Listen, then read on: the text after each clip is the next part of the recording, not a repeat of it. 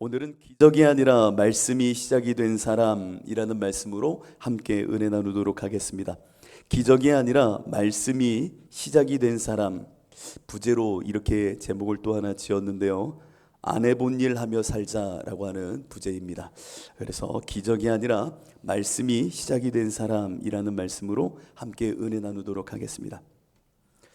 오늘은 믿지 않는 이들을 향한 말씀이 아니라 오늘 이 자리에 모인 정말 믿음 있다 자처하는 우리를 향한 우리 동네의 이야기를 좀 해보려고 합니다. 태초부터 계신 하나님의 말씀은 기록된 문자가 아닙니다. 하나님의 그 말씀은 세상과 구별되는 거룩의 원천이고 창조의 역사가 담겨져 있는 말씀입니다. 여러분들은 그 말씀을 경험하고 계신지요? 하나님의 말씀은 문자가 아닌 살아있는 활력 있는 생명입니다. 그래서 히브리 말씀을 보면 하나님의 말씀은 살아있고 활력이 있다라고 말합니다. 하나님의 말씀, 그 말씀의 울림과 울림을 통한 우리 인생을 전율케 하는 그 말씀은 활력이 있고 생명이 있어 하나님의 그 크심을 담아내고 창조의 권세를 일으키는 말씀입니다. 그래서 태초에 있는 이 말씀을 한번 기억해 보십시오. 태초에 하나님이 천지를 창조하시니라. 땅이 혼돈하고 공허하며 흑암이 깊음 위에 있고 하나님의 영은 수면 위에 운행하시니라. 하나님이 이르시되, 여기서 이른다라고 하는 것은 말씀하시되 빛이 있으라 하시니 빛이 있었고 라고 기록합니다. 하나님의 말씀은 이처럼 창조요, 권세요, 생명입니다. 여러분들 이것을 아멘으로 받으시는지요? 정말 내 마음 뼈저리 주님의 말씀은 이와 같은 능력이라는 것을 아시는지요?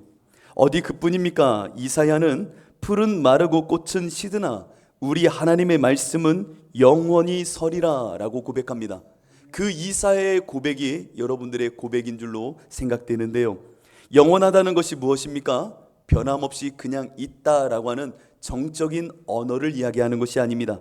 지속되고 또 하나님의 생명력이 영원으로부터 들어와 우리 안에 현재 찰나와 같은 매 순간 일하신다라고 하는 말씀입니다.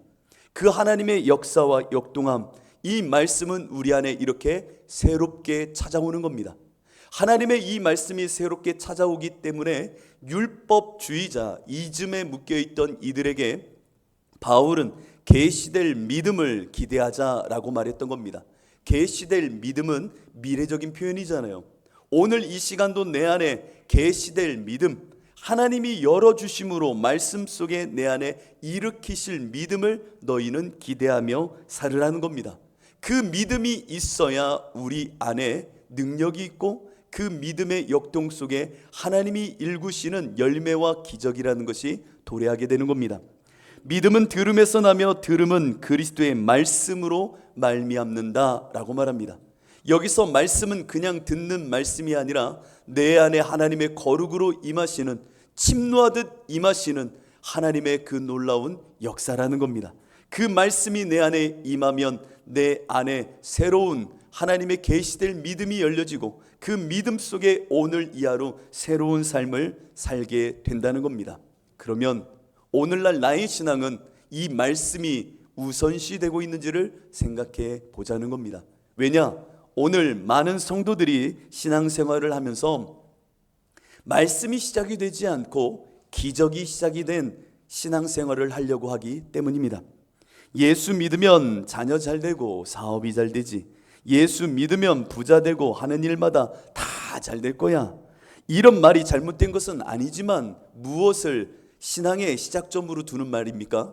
기적이라고 말하는 초월적인 하나님의 만지심 속에 내가 기대할 수 없었던 놀라운 어떠한 기적이 먼저 있기를 원하는 신앙의 모습이라는 겁니다.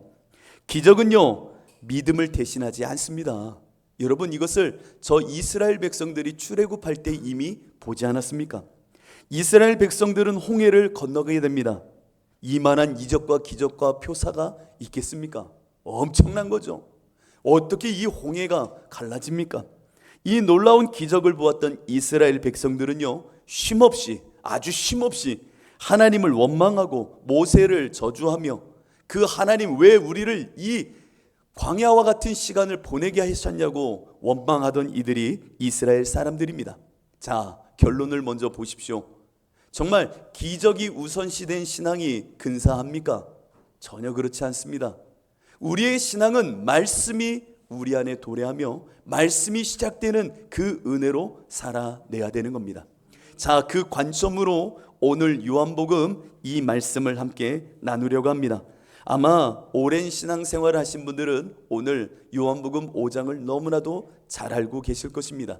그러나 오늘 요한복음 5장에서 하나님이 우리에게 하늘문을 여시고 보여주시는 말씀의 역사를 보는 눈이 오늘 이 시간 열려지시기를 축복합니다.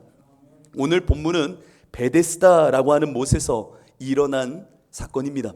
그런데 오늘 요한복음 5장에 있는 말씀은 5장 자체로 놓고 보면 안 됩니다. 4장으로부터 예수님의 동선을 따라 5장에 이르러야 그 말씀이 열려지게 됩니다. 여러분들, 4장에서는 어떤 대표적인 일이 있었죠? 수가성 여인과의 만남이 있었습니다. 그리고 수가성 여인과의 만남 이후에 또 무슨 일이 있었죠? 네, 왕의 신하의 아들이 죽어간다는 소식 가운데 그 아들을 고치는 사건, 이 두 가지가 4장에 기록되어져 있습니다. 사마리아, 그곳은 유대인들이 개처럼 여겼던 모세의 율례를 따라 어떻게 보면 가장 천시했던 땅, 그곳이 사마리아입니다. 그리고 이어 갈릴리로 가서 누구를 만나요? 왕의 신하를 만나 그 아들이 죽어간다는 이야기를 듣게 되는 일을 갈릴리에서 마주한 후에 오늘 예루살렘으로 예수님이 올라오시게 됩니다. 왜 성령은 요한복음의 이 말씀을 4장에서 5장으로 이어지고 있는지를 눈을 크게 뜨고 보셔야 됩니다. 그래야 말씀이 시작이 된다는 것을 읽어낼 수 있기 때문입니다. 자, 수가성 여인을 한번 보십시오. 수가성 여인은 어떠한 기적이나 표적이나 정말 초월적인 어떠한 기적이 전혀 일어나지 않는 가운데 오직 하나님의 말씀, 예수 그리스도의 말씀의 선포 가운데 엄청난 부흥이 사마리아라고 하는 모세의 율법에서는 버려진 그 땅에서 말씀으로 시작하여 엄청난 부흥이 일어나는 장면이 기록되어져 있습니다. 그 장면의 마지막을 제가 읽어드릴게요. 요한복음 4장 40절로 42절은 말씀으로 사마리아에서 시작된 그 역사가 얼마나 큰 부흥을 일으켰는지를 보여줍니다. 사마리아인들이 예수께 와서 자기들과 함께 유하시기를 청하니, 잘 들어보십시오. 거기서 이틀 유하심에 예수의 말씀으로 말미암아 믿는 자가 더욱 많아 그 여자에게 말하되, 이제 우리가 믿는 것은, 잘 들어보십시오, 우리가 믿는 것은 네 말로 인함이 아니니, 네가 와서 예수님과 만났던 그 어떠한 이야기 때문이 아니라, 그 기적과 같은 일이 아니라 예수의 말씀으로 말미암음이니, 이는 우리가 친히 듣고, 누가 들었어요? 그들이 그 말씀을 친히 듣고 그가 참으로 세상의 구주신 줄 알미라 하였더라. 그래서 사마리아 온 땅에 엄청난 부흥이 일어나기 시작한 겁니다.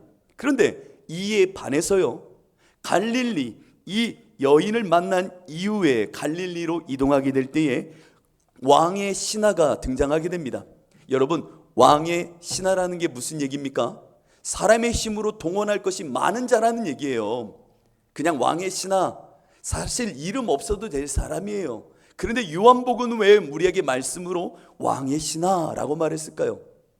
그냥 신하의 아들 아팠어라고 하면 될 것을 왕의 신하라고 말한 이유는 세상의 권력과 술수와 방법론이 다양했던 이가 그 아들의 죽음을 마주했을 때에 예수께 달려왔다라고 하는 겁니다. 그리고 그 예수 앞에 온 이 갈릴리 왕의 신하가 뭐라고 말합니까? 내 아들 죽어가오니 빨리 가서 고쳐달라라고 말하며 기적을 요구하다라는 겁니다.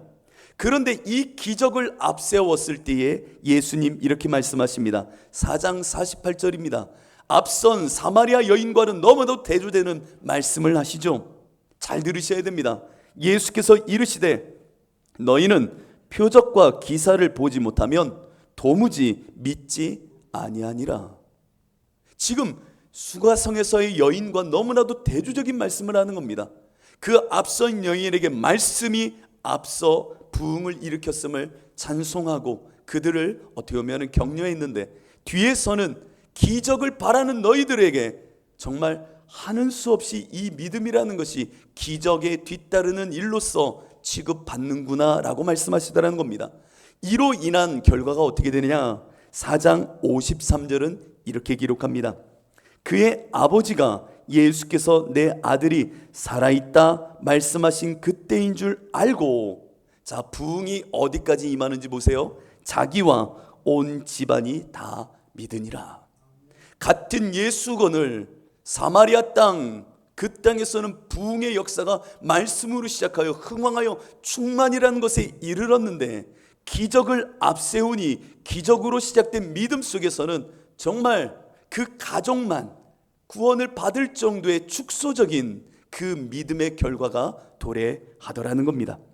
기적이 시작이 되면요, 진실로 보아야 될 것을 보지 못하게 됩니다.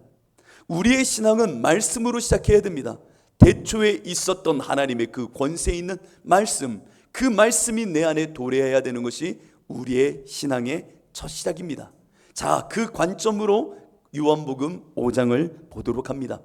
요한복음 5장은 이제 예수님이 그 왕의 신하를 만난 이후에 예루살렘의 명절을 따라 올라가게 됩니다. 근데 예루살렘에 올라가는데 양문 곁에, 그러니까 성전에 제사를 지내려고 양들을 끌고 오고 가던 그 문 곁에 베데스다라고 하는 못이 있었습니다. 여러분, 베데스다가 무슨 뜻이에요? 은혜의 집이라는 뜻입니다. 은혜의 집, 은혜의 집입니다. 이 은혜의 집에 사람들이 많이 모여 있었대요. 은혜의 집에 많은 사람이 모여 있는데 그곳에 예수님이 가게 됩니다. 예수님이 목적이 있어서 가신 것이고, 요한복음은 이 목적 있는 모습을 4장에 이어서 우리에게 말씀이 왜 중요한지, 시작점이 되는지를 우리에게 강조하십니다. 왜냐하면 요한복음 1장 1절은 대초에 말씀이 계신데 그 말씀이 육신을 입어 오신 분이 예수라고 말씀하시는 성경이기 때문입니다. 뿐만 아니라 2장을 넘어가면 이제 이 예수, 말씀이신 예수가 움직이면 하늘 문이 열리는 것이 보여질 것이다 라고 2장에서 분명히 말씀하셨거든요. 말씀으로 연속성으로 5장까지 올 이때에 예수님이 지금 그 베데스다 못으로 가시는 거예요. 말씀이 그곳으로 움직인다고 상상해 보십시오. 베데스다, 은혜의 집이라고 하는 곳에 각종 병자들이 다 몰려 있는 겁니다. 그들이 왜 몰려 있었을까요? 그 못이 움직이는 것을 보기 위해서 몰려 있었습니다. 예루살렘, 어떻게 보면 가장 거룩의 상징 아닙니까? 우리로 말하면 생명, 은혜의 상징 아닙니까? 그 옆에 은혜의 집이 있는데 각종 자기 약함과 질병과 고통과 실패와 낙담의 사람들이 다 모여서 무엇 하느냐? 저 물이 통하기를, 움직이기를 기다리고 있었다라는 겁니다. 이것을 후대에는 첨가하여 말합니다. 물이 동하는 이유를 설명하는데, 천사가 내려오면 물이 사람의 인과 생각할 수 있는 방법이 아닌 가운데 물이 움직이더라는 겁니다. 그냥 가만히 있는데 어머야, 갑자기 왜 물이 이렇게 펄펄펄펄 움직이지? 이게 무슨 일이야? 이것을 보고 당시 유대인들은 그 나름의 이야기, 서사를 하나 그곳에 심었습니다. 그것이 무엇이냐? 전설, 민간 신앙이라고 하는 겁니다. 어떤 사람들은 이 본문을 복음처럼 선포하는 교회도 있습니다. 이게 어리석은 일이에요. 오늘 본문 4절을 한번 보십시오. 4절을 보면, 요한복음 5장 4절을 보면 그 4절 앞에 3절 후반에 대괄호로 묶고 있는 것을 보게 될 것입니다. 그렇죠? 제 성경만 있나요? 아니, 여러분들 성경도 한번 보세요. 5장 3절을 보면 물의 움직임을 기다리니 라고 하면서 대괄호로 후대의 그 이유를 첨언하고 있는 겁니다. 이 말씀은 복음이 아닙니다. 복음이 아니에요. 제가 중학생 때 저희 교회 선생님이 이 본문을 이야기하면서 이때의 천사들이 물을 길러 오았대요. 물 길러. 그거 생각해 보니까 어디서 많이 들어본 얘기 같아요. 여러분 어디서 많이 들어본 얘기 아닙니까? 나무꾼과 선녀.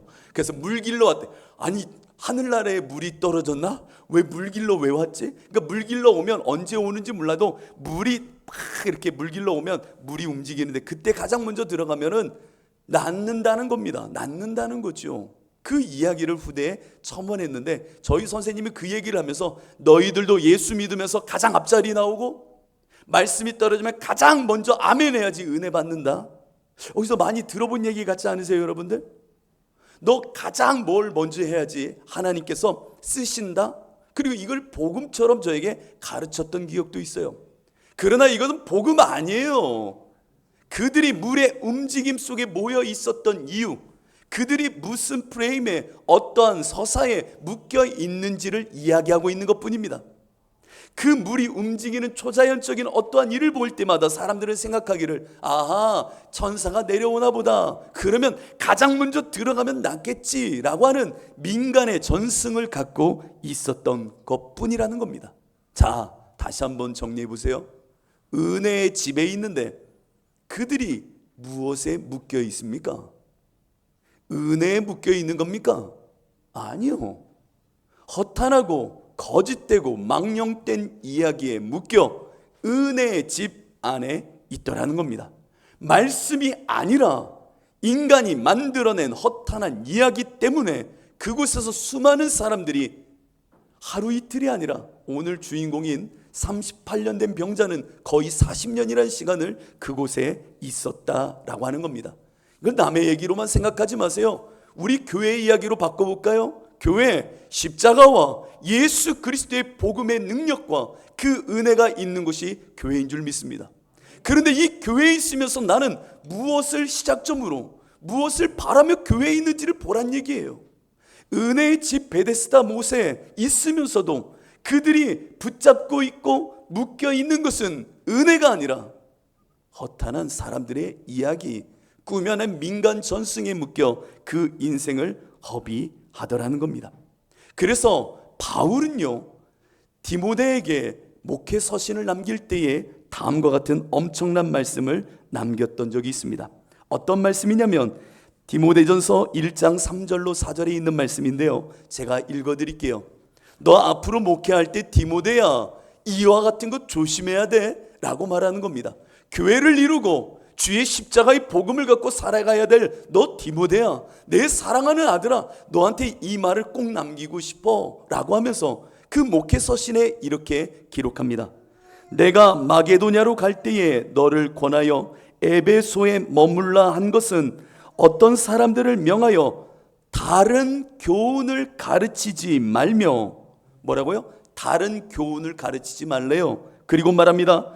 신화와 끝없는 족보에 몰두하지 말게 하려 함이라.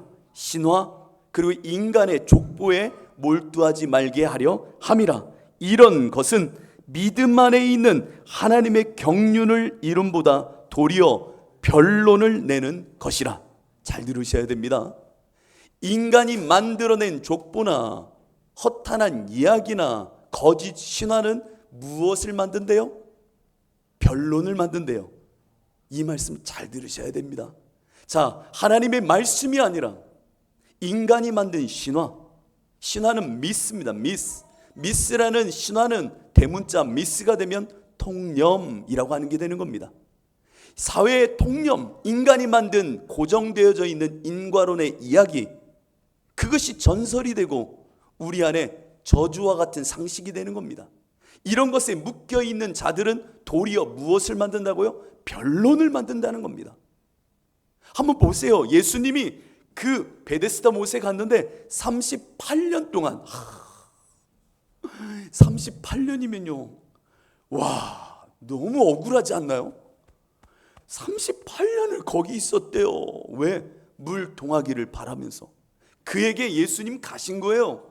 은혜의 집에서 말씀이 아니라 허탄한 거에 묶여있던 그 인생에게 가신 거예요. 그리고 예수님 말씀하십니다. 네가 낫고자 원하느냐. 일반적으로는 교회에서 이 말씀하면 아멘 하세요 그럽니다. 아멘 하세요. 그렇죠. 왜? 병 고치는 이야기니까 여러분 아멘 하십시오. 예수님 찾아와 내가 낫고자 원하느냐 하면은 아멘 하시는 겁니다. 맞지만 오늘 본문은 그 이야기하고 싶은 거 아니에요. 네가 낫고자 원하느냐 라고 말할 때에 지금 38년을 그곳에서 인생을 살았던 이의 대답을 한번 보시기 바랍니다. 한번 5장 그의 대답을 한번 보실 때에 7절입니다. 병자가 대답하되 주여 물이 움직일 때에 나를 못에 넣어주는 사람이 없어서 내가 가는 동안에 다른 사람이 먼저 내려가나이다. 짜증나. 이 얘기예요. 지금 38년 된 병자 뭐하고 있는 거예요? 변론하고 있는 거예요. 변론하고 있는 거예요. 네가 낫고자 하느냐? 아멘 주여 내가 낫고자 원합니다가 답이잖아요. 네가 낫고자 원하느냐라고 하는데 요한복음은 그의 변론을 기록하고 있는 겁니다. 아니 이 원리 안에서, 이 민간 전승 안에서 내가 빨리 가서 들어가고 싶은데 다른 놈들이 먼저 들어가는 거 있죠 라고 하면서 자기의 사정을 변론하는 겁니다. 변론하는 겁니다. 오늘날 은혜의 집 십자가가 있는 교회의 한 단면의 모습입니다. 어떤 모습이냐면 교회 안에서 고지론을 말합니다. 어떻게 하면 출세할 수 있고 어떻게 하면 빨리 성공할 수 있으며 어떤 믿음의 사람들이 이렇게 했더니 세상 누구보다 빨리 돈과 명예와 권세의 위치에 올랐더라. 이렇게 했더니 자녀가 잘 되더라. 여러분들 이것을 위하여 더 하나님께 매달리셔야 됩니다. 하나님께 나아가야 됩니다. 여러분들이 왜 안 되는지 제가 변론하고 알려드릴게요 라고 하면서 교회 안에서 복음이 아니라 말씀이 아니라 기적을 바라는 이들에게 멘토링을 하는 것이 오늘날 은혜의 집이라고 말하는 교회들이 부패하여 넘어지고 있는 이 모습이 되고 있다는 겁니다. 어떻게 성공과 출세를 이룰 수 있을지 멘토링을 하고 교회 안에서 끊임없는 관계의 처세술을 가르치며 자기 성장과 자기 개발과 자기 위로에 빠진 성도들, 그것이 은혜로 가장하고 있고 복음이 필요 없는 교회와 성도들, 그 모습으로 교회는 우매할 정도로 그들을 속이는 설교가 많아지고 있다는 겁니다.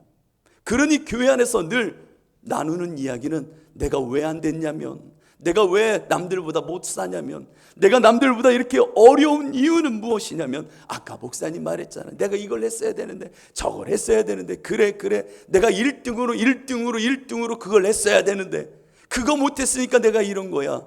빨리 그거 해야지.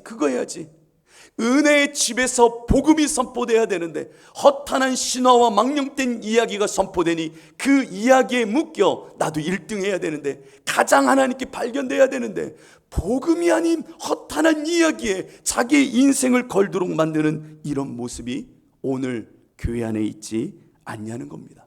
그래서 바울은 이런 이야기를 합니다. 하나님의 말씀과 기도로 거룩하여 짐이라.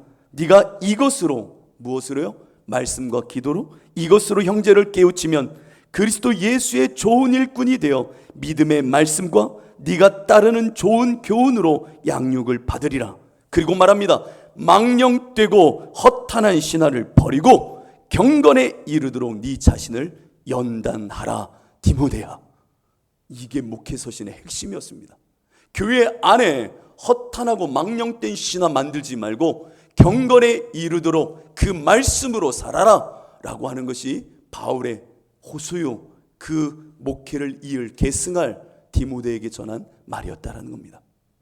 베데스다, 은혜의 집에 있으면서도 망령된 사람들의 이야기에 묶여 고지론처럼 내가 1등으로 가장 높은 곳에 빨리 올라가야 복을 얻는 것 같이 교회가 이와 같은 모습으로 망가지고 있다는 겁니다. 그 이유가 무엇이냐? 말씀이 아니라, 살아있는 말씀이 아니라 기적을 바라는 목회자와 기적으로 시작하려는 성도들이 많아진 시절이기 때문입니다. 여러분들, 이와 같을 때에 예수님이 이제 38년 된 병자에게 나와 말합니다. 네가 낫고자 원하느냐? 끊임없는 자기 변론을 일삼죠. 그때 예수님이 이렇게 말씀하십니까?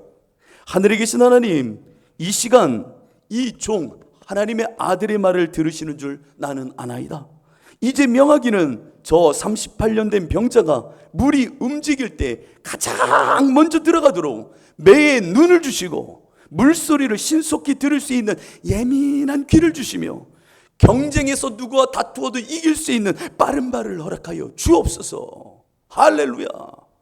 예수님 이런 말씀하셨나요? 한마디도 그런 말 없으세요. 근데 왜 교회에선 이런 설교가 나오냐는 얘기예요. 하나님이 여러분들의 귀를 열어주실 것입니다. 남들보다 빨리 갈 수 있게 눈을 열어주실 거예요. 할렐루야. 아멘 하시면 이루어질 줄 믿습니다. 여러분, 이게 무슨 일입니까? 이게 무슨 일입니까? 아닙니다. 예수님 이렇게 말씀하십니다. 말씀하시되 이르시되 말씀하시되 일어나 네 자리를 들고 걸어가라 라고 말씀하십니다. 이 허탄하고 망령된 신화에 빠진 자여, 나의 말을 듣고 일어나 네 매트 삶의 자리 뜯어 고쳐 완전히 다른 곳, 말씀이 명하는 곳으로 가라 라고 명하시더라는 겁니다. 병 고쳐주시는 이야기 하나도 없습니다. 네 자리를 들고 일어나 걸어가라, 말씀을 따라 가라 라고 하는 선포가 이루어지더라는 겁니다. 오늘 이 말씀이 여러분 안에 들려져야 되는 겁니다. 기적이 아니라 말씀이 내 안에 시발점이 되고 내 인생을 좌우하는 시작점이 돼야 되는구나. 인일로 템플에 내 인생의 태초에 말씀이 계시듯 내 인생의 말씀이 시작점이 돼야 되는 거구나. 이것이 여러분들 안에 알아지는 역사가 있기를 축복합니다. 내가 삶의 자리를 들었다는 이야기가 무엇입니까? 말씀의 폭로가, 그 말씀이 임하여 내가 지금까지 어떠한 꼴로, 어떠한 모양으로, 어떠한 가난과 궁핍함과 가련함으로 살았는지를 보게 된다는 얘기입니다. 네 자리를 들고 일어나라는 겁니다. 내 자리? 내 자리. 그 말씀을 따라 그 자리를 보니, 그 말씀이 임하니 내가 38년이라는 시간을 앉아 있었던 이 자리를 보는 그 순간, 나 맹인이었구나. 보아야 되는 것을 보지 못하는 자였구나. 내가 가난했구나. 가련했구나. 곤궁했구나. 내 눈이 멀었었구나. 나 진짜 벌거벗었는데 벌거벗은 줄도 몰랐구나 라고 하는 것을 주님의 말씀이 도래하니 보게 된다는 겁니다. 여러분들의 삶의 자리를 보아야 됩니다. 나 지금 무엇에 묶여 있어요? 나 지금 무엇 때문에 그 자리에 앉아 있는 거예요? 복음입니까? 말씀입니까? 아니면 뜻밖의 기적 때문에 거기 앉아 있는 것 아닙니까? 아니라는 거예요. 말씀이 나를 비추면 내 자리가 폭로되어지는 겁니다. 빛이 어둠에 임하니 어둠은 빛을 알지 못하더라.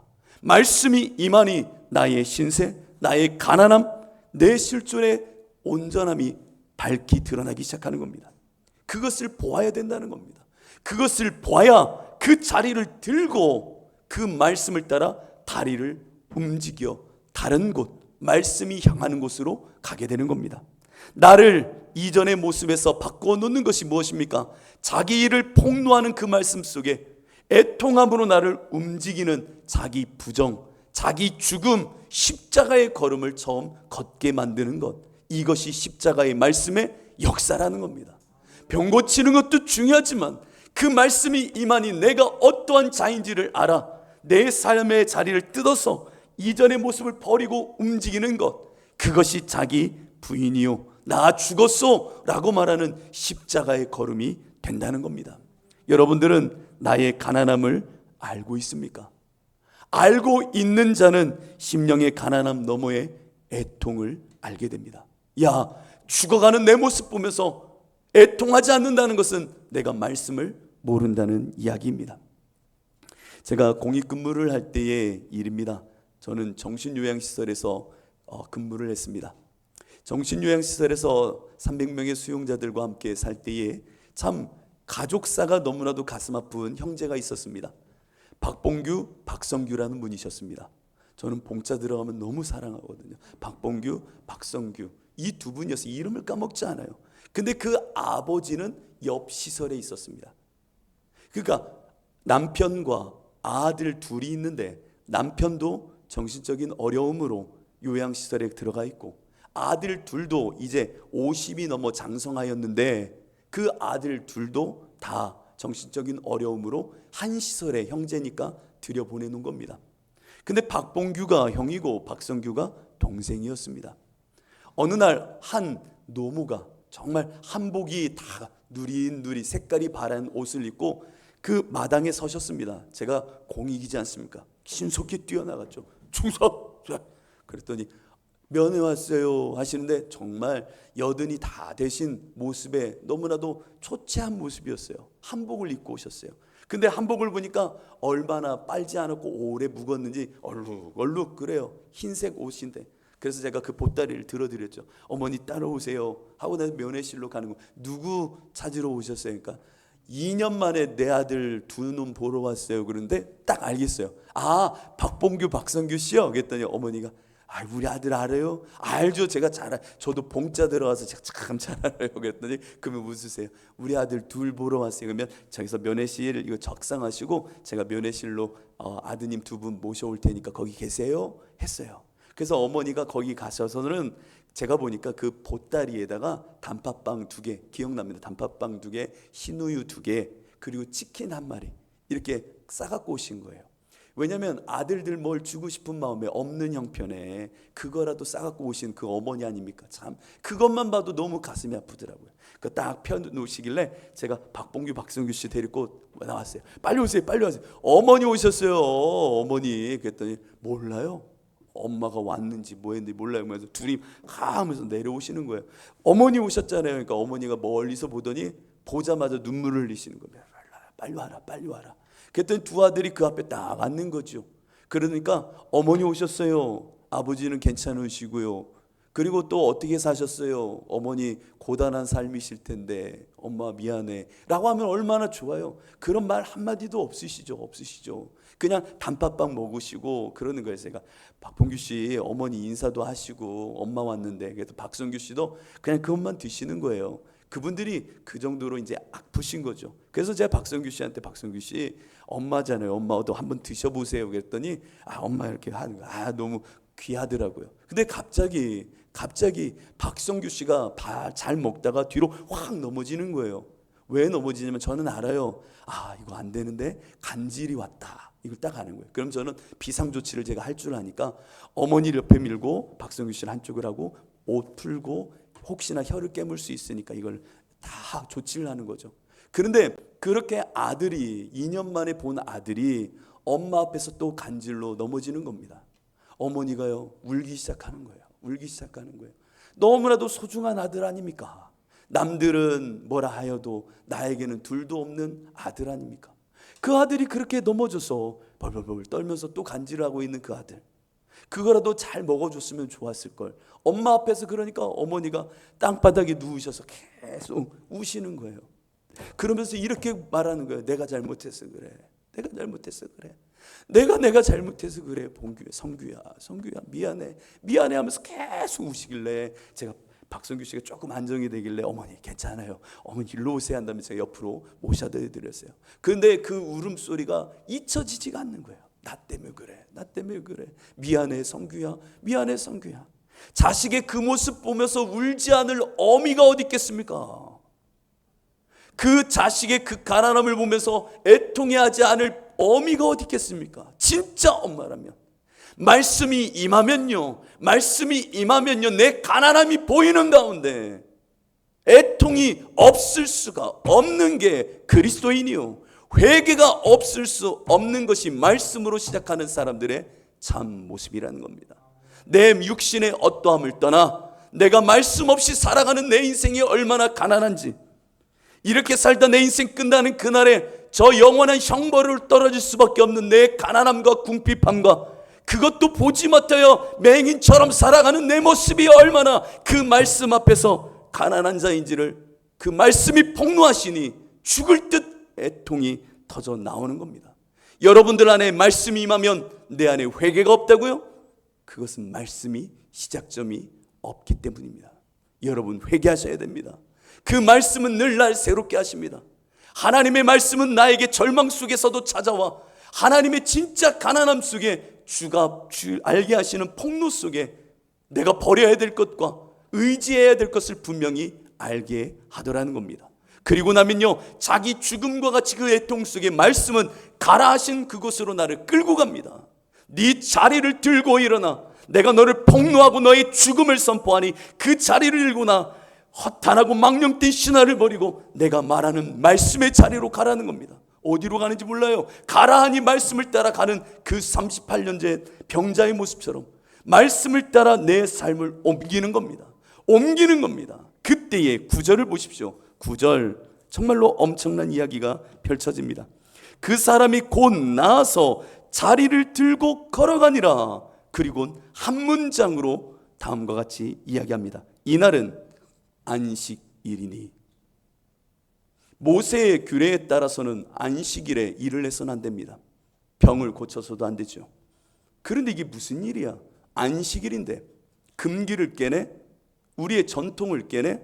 그래서 10절을 보십시오. 유대인들이 병 나은 사람에게 이르되 안식일인데 네가 자리를 들고 가는 것이 옳지 아니하니라. 대답하되 나를 낫게 한 그가 자리 들고 걸어가라 말씀하셨습니다 라고 하는 겁니다. 지금 말씀과 율법이 충돌하는 겁니다.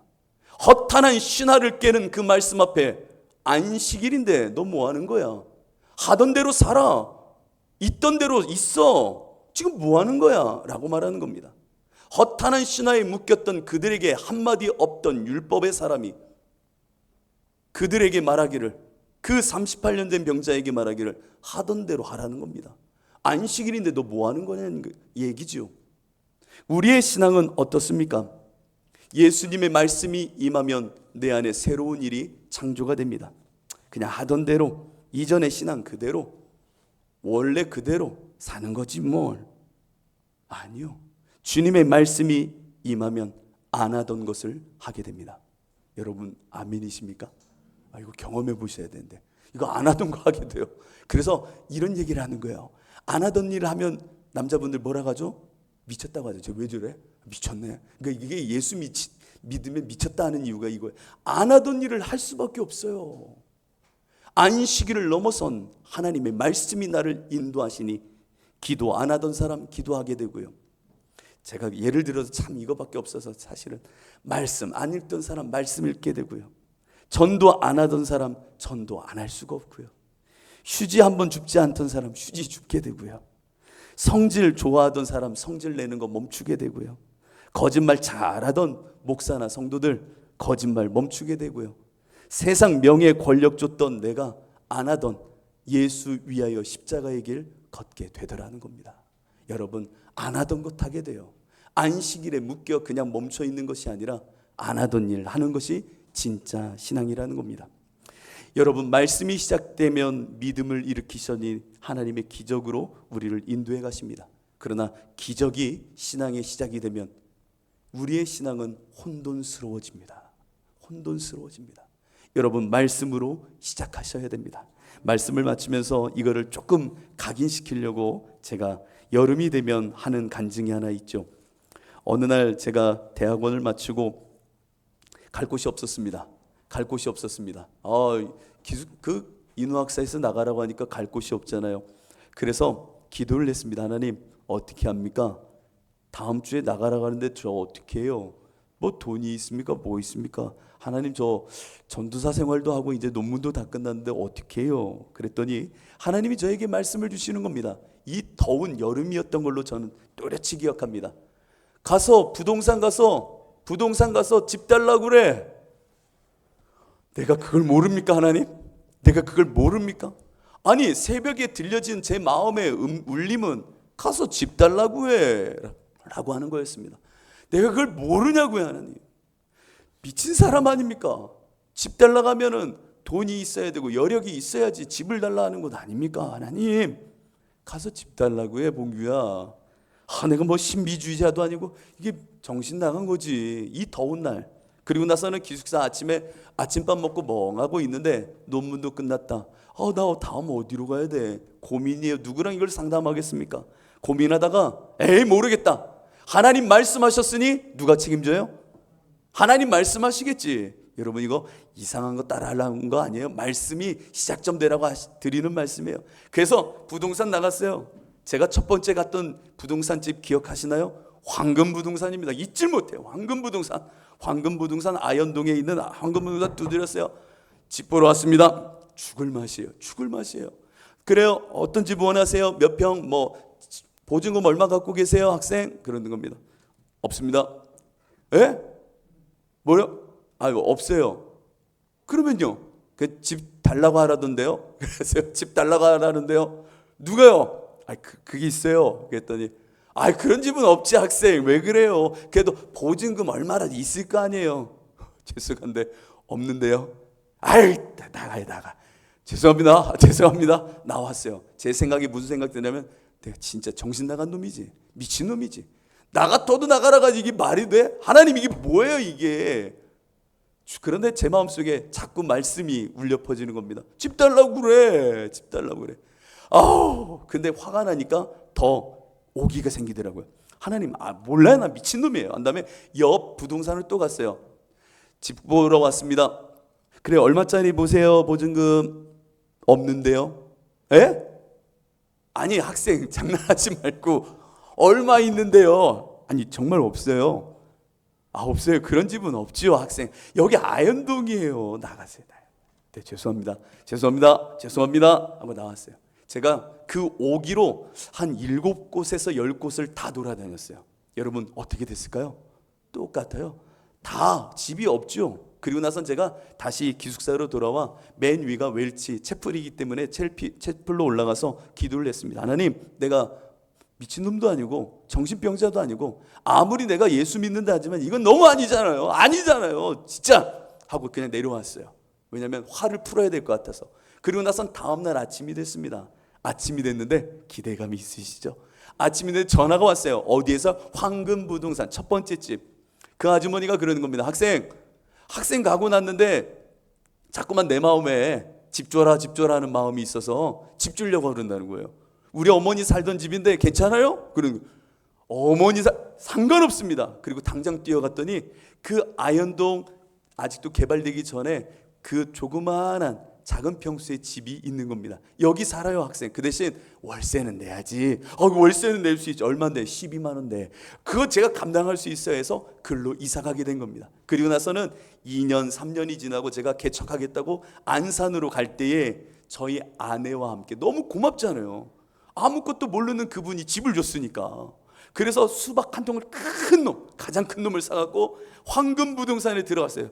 아주머니 얘기했더니 학생 그러는 거야. 저 이제 가려고 합니다. 그랬더니 그러니까 너무 정들었어요. 그러는 거야. 한 번도 본 적 없었거든요. 정들었대요. 아니에요. 감사했습니다 하고 인사하고 나오는데 그분이 저한테 그러는 겁니다. 잠깐만요. 전도사님이죠? 그러는 거예요.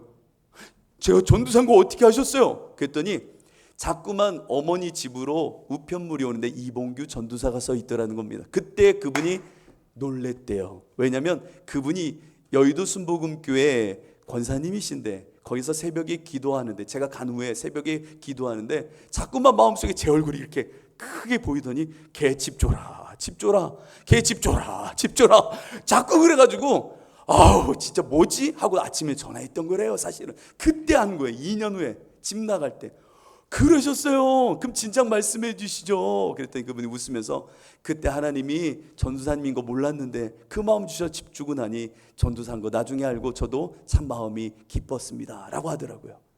여러분 이 이야기 듣고 금도깨비 은도깨비 생각하지 마십시오. 말씀이 시작점이 되면 하나님이 일하시는 역사가 있다라는 겁니다. 여러분들 말씀을 내 인생의 시발점으로 삼으십시오. 허탄하고 망령된 신화를 쫓지 말고 그 말씀의 일하심을 따라 주님이 명하시는 곳으로 나아가는 여러분 되시기를 축복합니다. 기도하시겠습니다.